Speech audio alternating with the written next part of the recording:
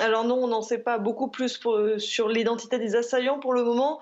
Il faudra attendre que l'enquête avance et établisse les responsabilités. Ce que l'on sait, et vous l'avez dit, c'est que les assaillants étaient très nombreux, une centaine de personnes selon les habitants. Ils sont arrivés par moto lundi soir aux alentours de 18 heures et ils ont d'abord attaqué le village d'Ogon de Gangafani qui est situé à 150 km de Koro, près de la frontière burkinabé. Et ensuite, ils se sont rendus à un village tout proche, à une quinzaine de kilomètres, le village de Yoro, qui est lui peuplé par la communauté Telem, une communauté proche des Dogons. Au total, donc, selon le gouvernement, 38 morts, en grande partie des hommes, des jeunes hommes.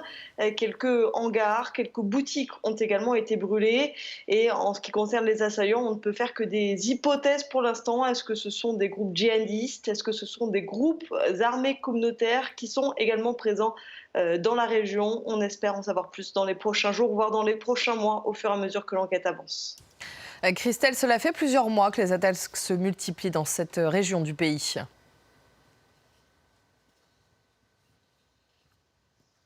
Oui, la première d'envergure, c'était à Koulogon, un village Peul. C'était le 1er janvier dernier.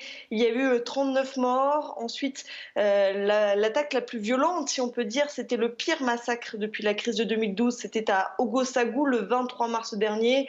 160